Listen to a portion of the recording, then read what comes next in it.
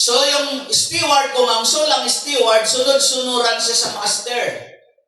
Kung ang dong gusto ng master ipagawa, susunod si Saul.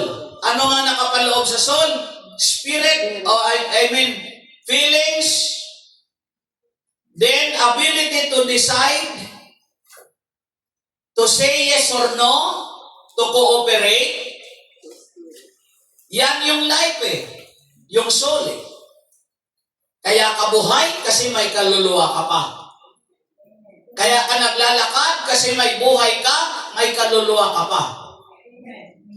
In the body, ang kategory, ang body ang siyang alipin, slave. Because ito'y slave, wala siyang karapatan na magreklamo. At wala siyang karapatan na gumawa ng hindi ipinagagawa ng Spirit. Hello? Amen.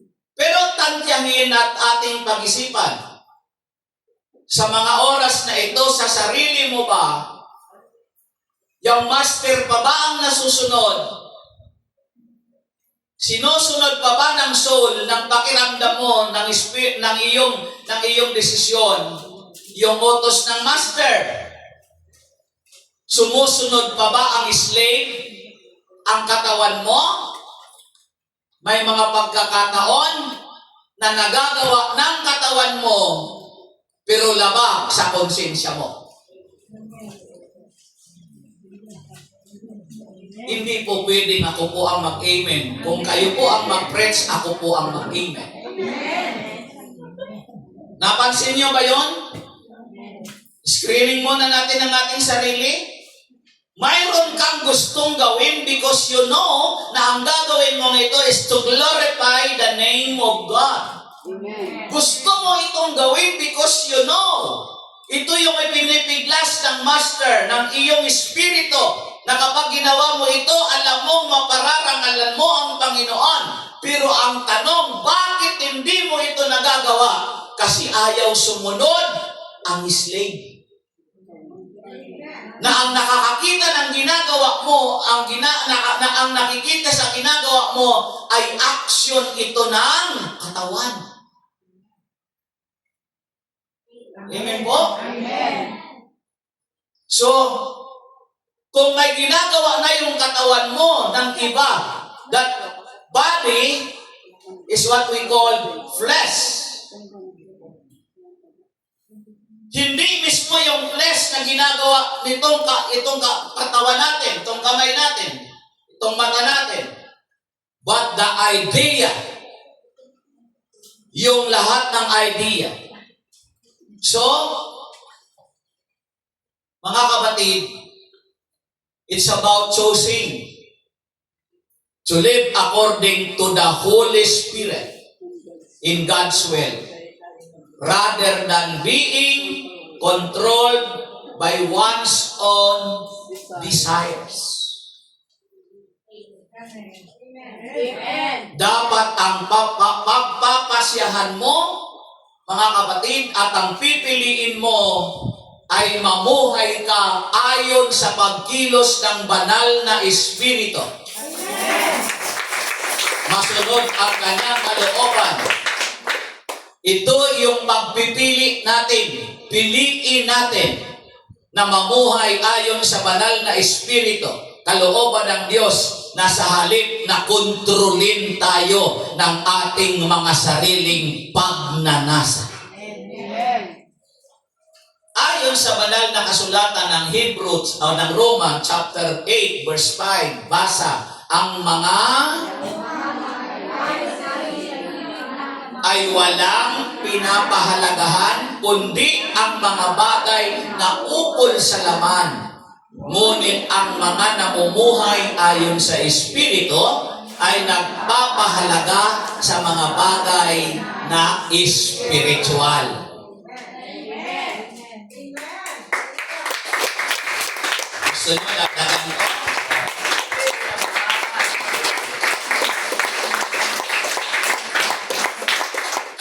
Kaya ikaw mismo makakasuri, malalaman mo, mga kapatid, ang ang namumuhay ayon sa mga hilig ng laman ng ating katawan. No? Wala kang ibang pinapahalagahan kundi yung mga bagay na ukol sa makalaman na gawain. Ikaw makakasuri nun. Kung doon ka nahuhumaling sa mga gawa na ito, ng laman natin, ng katawan natin, ng kapasyahan natin, mga kapatid, laban ito. Malalaman mo, yung namumuhay ayon sa Espiritu, pinapahalagahan niya yung mga spiritual. This time, katulad nito, mga kapatid, ito'y gawain natin na gawa na kalooban ng Espiritu Santo. Amen po? Amen.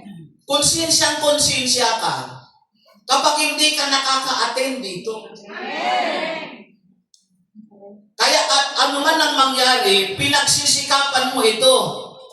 Kasi magpapahalaga mo ito sa bagay na espiritual. Pero kung hindi ka namumuhay sa banal na espiritu, sa spiritual life, mga kapatid, ang pahahalagan mo, yung una, hilig lang ng iyong laman. Ay, kausap pa ba ako? Amen. So what does it mean? Flesh. Ano ba ang ibig sabihin, mga kapatid? The sinful nature within believers that opposes the Spirit of God. Sinful nature. Kung sinful nature, parang minsan nakahana yun sa nagagawa mong palagi kasi manirism ko na ito eh.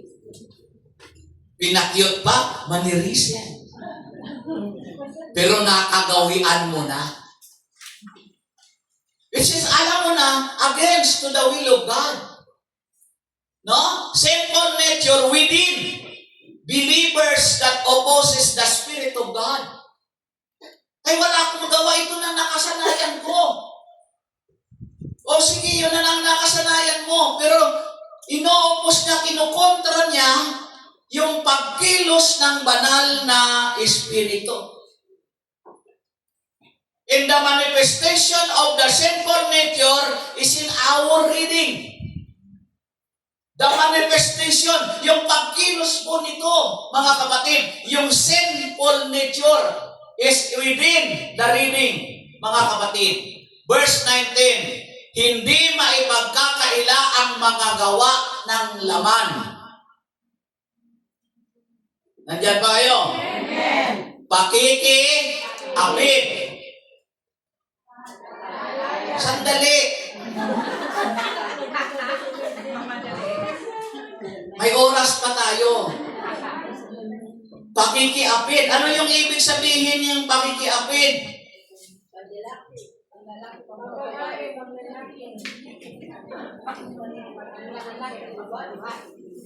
Sa asawa na may asawa, inasawa yung asawa. No? Mga kapatid. So ano yung ibang term ng pakikiapid? Pagtataksil.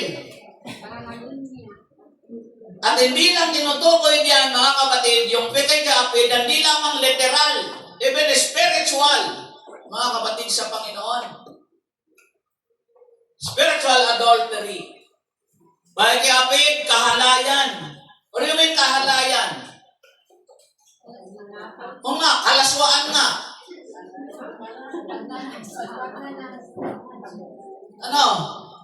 Alam mo yung mahalay, alam mo yung malaswa? Sa pananalita. Yung malaswang pananalita na hindi nakakaganda sa pandinig ng nakikinig. Mahalay na isip. Ito ang pinakamahirap, yung mahalay na isip. Sa amin, sa mga kalalakihan, na kapag nakakita kami ng sexy, transparent na yung aming mata. Parang naglalakad na wala na siyang suot. Pag nanasa, Hindi masamang maghumanga ka sa magagandang nilikha ng Diyos. Pero huwag mo siyang pagnasahan sa mga kalalakihan. Pero akala niyo ba mga babae, ligtas na kayo? Mas matindi nga sila pag nakakita ng gumapo. At yan ay pinakamahirap, mga kapatid, lalong-lalo na kapag ka-LDR ka. Dapat ito yung alalakasin natin. Lalong-lalo na sa ating mga OFW. Kunti na lang ng amen doon. May mga experience ako na napuntahan, Israel, Cyprus, now Macau, Hong Kong, mga kapatid. Sa aking mga pag-aaral-aral, problem sa mga napuntahan ko. Sa napuntahan ko, hindi ko pa sinasabing dito. Problema, yung mag-asawa. Kaya kung pwede nga lang sana, no? Kung maklaim ko sana ang milyones dolyares, pauwiin ko na lahat sa Pilipinas. Huwag lang magkalayo ang mag-asawa. Yan ang more struggle. Kaya, kailangan tayong magpatatag. At napakasarap na tayo ay napabilang sa mga anak ni Yahweh El Shaddai. Tapos kasi yung mga problemang yan, pagkasama mo ang Panginoon, we can overcome all the work of the flesh. Kalaswaan, pagsamba sa Diyos-Diyosan. Yan, natalakay na natin minsan yan. Yung mga Diyos-Diyosan na yan. Pag sa ibang mga pangaral, no? Out of the Catholic, ang tinutukoy lang nilang Diyos-Diyosan, yung mga santo natin, yung mga rebulto natin, na inaaway talaga nila yan sa atin. Grabe ngit-ngit galit nila sa mga santo yan, sa mga image na yan. Gusto nila yan ipaduro. Kala mo naman sila ang bumili niyan. Huwag na natin silang pakialaman yan. Nakatayo lang yan, wala naman ginagawa sa iyo. Huwag na natin yan pakialaman. Ang pakialaman natin, yung mga taong nag-iingat niya na matuto sila na dapat yung pag-iingat, hindi pagsamba. Ang alisin natin yung turo, pagbibintang ang ginagawa nila. Sumasamba kayo sa rebulto. Sino nagsabi sa iyo na sumasamba tayo dyan? Di ba pagbibintang yan? Taas kamay ang sumasamba dyan. Ibalato ko sa mga nagsasabi na sinasamba natin yan. Amen po?